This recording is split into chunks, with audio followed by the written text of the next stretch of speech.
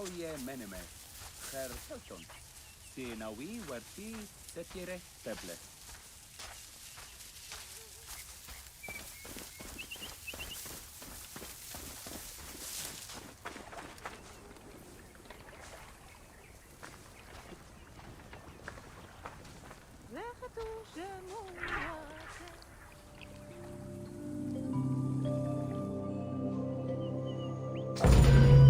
Welcome to Bringer of Life, the River Nile.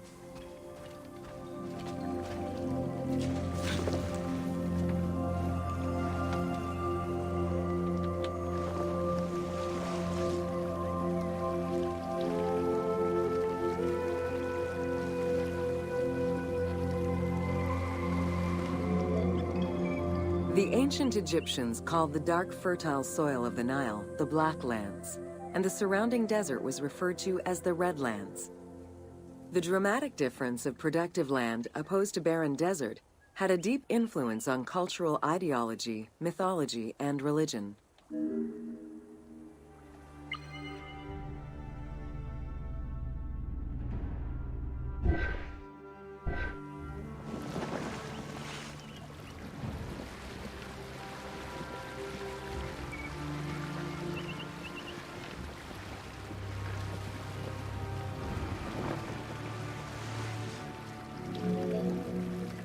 The Nile determined much of Egyptian civilization.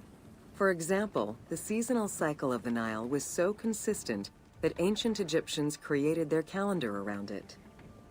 The flood season, or Akhet, was when the departing floodwaters left arable soil for crops.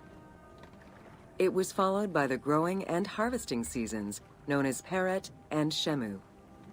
These regular seasons, along with abundant wildlife and rich soil, meant that Egypt's denizens were able to nourish themselves and ensure their country's strength in trade.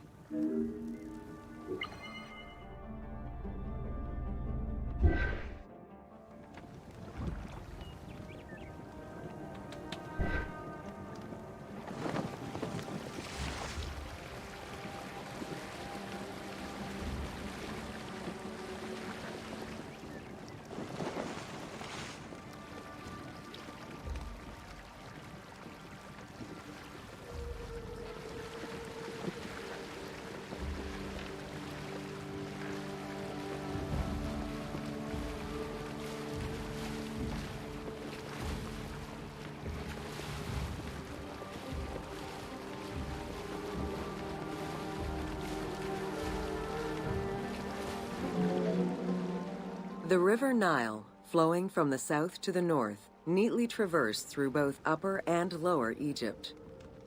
All of Egypt's major cities were built along this narrow ribbon of life. Protected by mountain ranges and deserts which acted as natural barriers to enemies, and sustained by the Nile's plants and wildlife, Egyptian civilization enjoyed economic and cultural prosperity for over 4,000 years.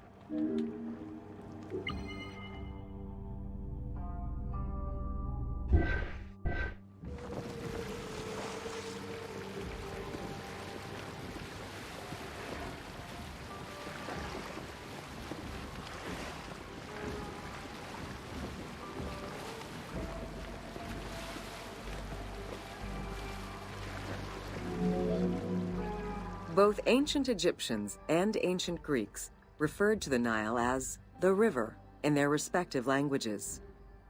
Stretching a distance of over 6,700 kilometers, the Nile is one of the longest rivers in the world. It flows south to north, spanning 11 countries. The River Nile originates in the region of the Great Subequatorial Lakes, including one of the largest in the world, Lake Victoria near Tanzania.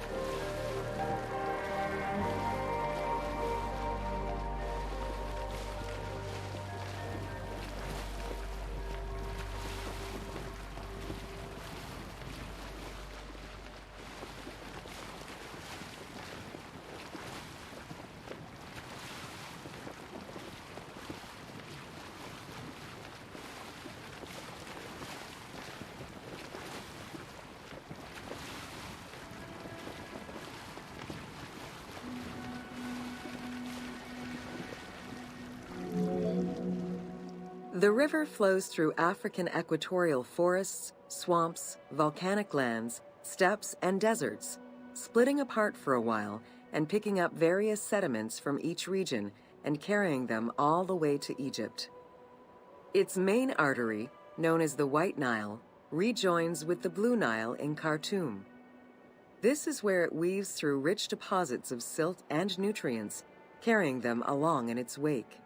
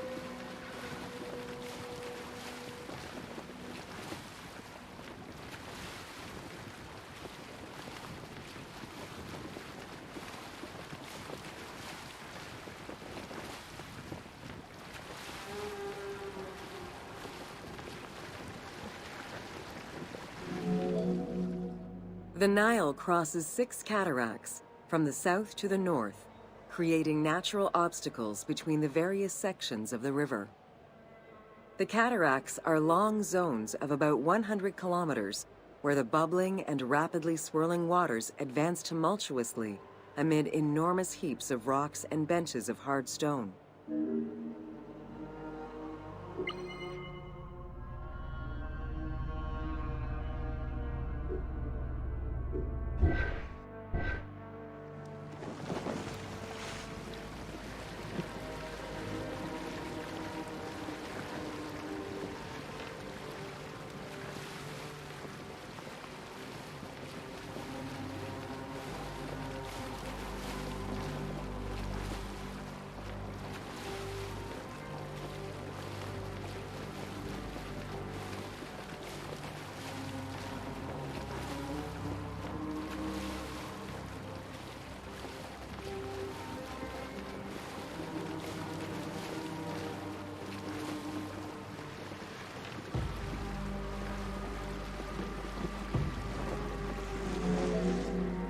It is after crossing Nubia and the First Cataract that the river officially returns to Egypt in Aswan.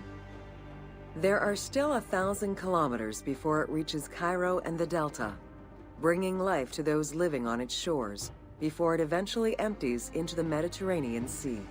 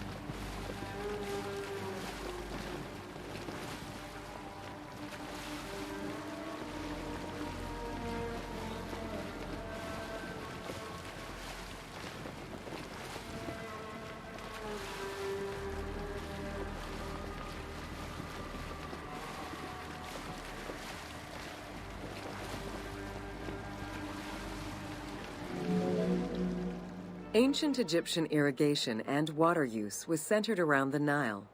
However, they also had access to streams and rivers, as well as several large lakes. The Delta, situated at the north end of the Nile, also known as Lower Egypt, is a large irrigated area where the river splits into several tributaries.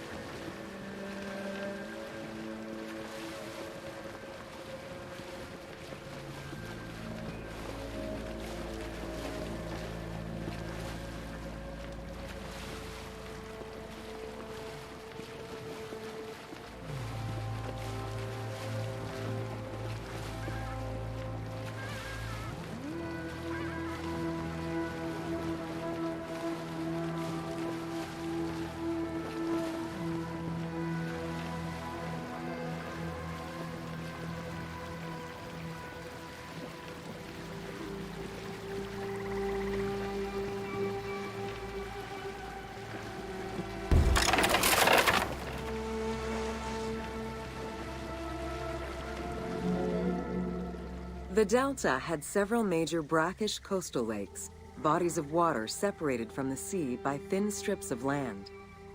A mix of deep to shallow waters, salt swamps, and sand plains, these lakes were refuge to a wealth of species, as well as water and land plants. The occasional bandit could also be found sheltering within the denser reeds, waiting for the unwary traveler.